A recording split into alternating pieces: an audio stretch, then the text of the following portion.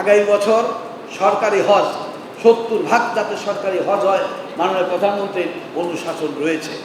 কি কারণে এটা সেটা আপনাদেরকে বলতে চাই না, তবে সারা বিশ্বের 4টে দেশের মধ্যে আমরা চতুর্থ।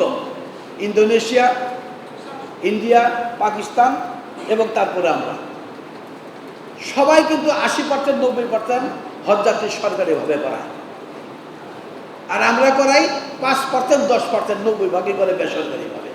যে কারণে প্রায় বছরই আমাদের হাজিদের নিয়ে কিছু না কিছু সমস্যা হয়, আল্লাহ পাক সমাধান করেন, এটা স্বীকার করি। আমাদের এই 3 বছরের মধ্যে এই ধরনের কোনো ঘটনা ঘটেনি।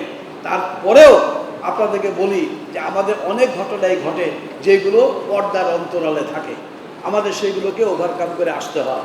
এই কঠিন কাজ ন্যায়সঙ্গতভাবে কাজ করতে গেলে যা করা দরকার সেইভাবে আমাদের করা উচিত বলে মনে করি। এই জন্যই মাননীয় প্রধানমন্ত্রী বলেছেন সারা দেশের মধ্যে বিশ্বের মধ্যে আমরা চতুর্থ স্থান, ওই তৃতীয় স্থান পর্যন্ত তারা যদি 80% 90% নিতে পারে, আমরা কেন পারবো না? 70% আমাদেরকে নিতে হবে।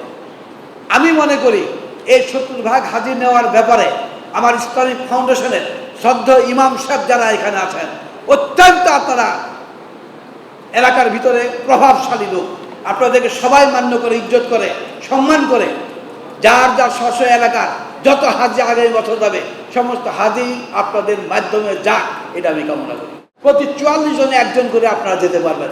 যে 44 জন থেকে 88 জন নিয়ে আসবেন তার জন্য আমরা 2 জনের ব্যবস্থা করি। কথা বুঝাইতে পারছি? আমরা দেখাতে চাই যে এজেন্সি যারা 2 নম্বরই কাজ করেন, তার মানে সবাই না, কিন্তু ভালো এজেন্সি আছে, অনেক ভালো এজেন্সি ভালো কাজ করে, অনেক ভালো কাজ করেছে, তারাও করুক। কিন্তু যারা খারাপ কাজ করে, যাদের দ্বারা আমাদের হাজি সাহেবরা বিপদে পড়ে বিভিন্ন সময়ে, এবং অনেক সময় এটা হয়ে থাকে, হচ্ছেই, মাঝে মাঝে হয়, সেই বিপদগুলোকে রক্ষা করতে গেলে আমাদের অ্যাডমিনিস্ট্রেটিভ ক্ষমতা খাটাতে হয়।